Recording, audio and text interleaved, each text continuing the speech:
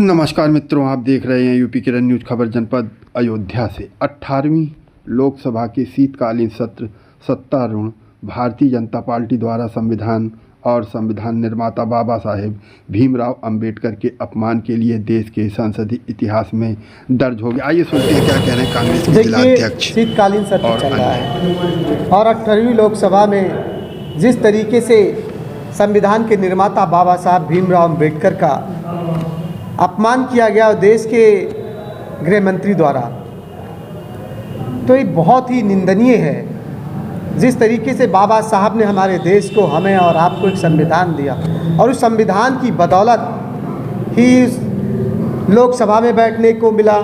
और आज गृह मंत्री अमित शाह अगर गृह मंत्री बने हैं तो उसी संविधान की बदौलत है। और जिस तरीके से उन्होंने संसद में आज उस देश के इतिहास में दर्ज करा दिया उनका अपमान, ये बहुत ही निंदनीय है। और भारतीय जनता पार्टी की हमेशा ये चाल रही है, ये रहा कि संवैधानिक चीज़ों को ख़त्म करना, लोकतंत्र को ख़त्म करना, आरक्षण को ख़त्म करना।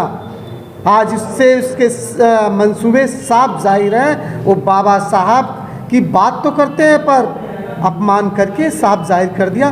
भारतीय जनता पार्टी किसी भी हाल में ना देश के संविधान को चाहती है, ना देश के आरक्षण को चाहती है, ना बाबा साहब के जो उनका बड़ा व्यक्तित्व है उनका अपमान करके दिखा दिया कि भारतीय जनता पार्टी सिर्फ और सिर्फ आरएसएस और भारतीय जनता पार्टी के नियम कानून कायदे को लागू करना चाहती है।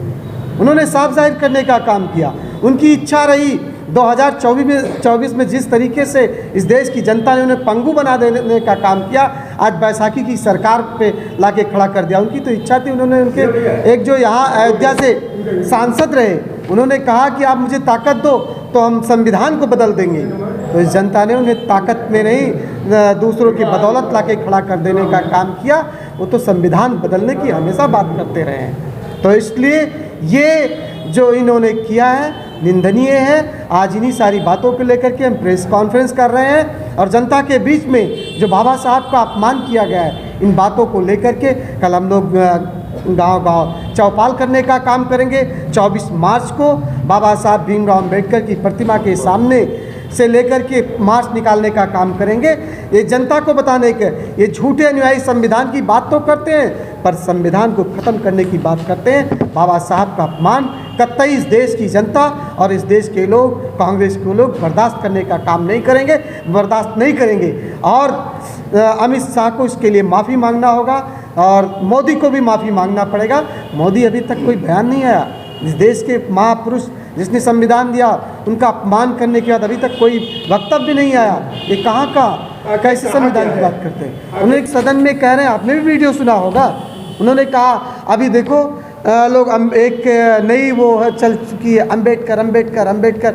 ये कैसा अपमान है। बाबा साहब अंबेडकर मामूली व्यक्ति हैं, इस देश की संविधान के निर्माता हैं, उन्होंने संविधान हमें दिया, इस देश के महापुरुष हैं वो। इसलिए उनका अपमान कतई बर्दाश्त नहीं किया जाएगा। अमित शाह आपको माफ़ी मांगना पड़ेगा। आप मामूली व्यक्ति एक देश के गृह मंत्री हो। आप उनका कहना है इस सदन में की कार्रवाई में है, अगर वो ये कहते हैं कि तोड़ मरोड़ के पेश किया गया है, सदन की कार्रवाई में, सदन की वीडियो में है, कैसी बात करते हैं। ये उनका दिवालियापन है। इस बात को भाग नहीं सकते हो आप सदन की कार्रवाई में। इसलिए निश्चित ही आपको माफ़ी मांगना होगा।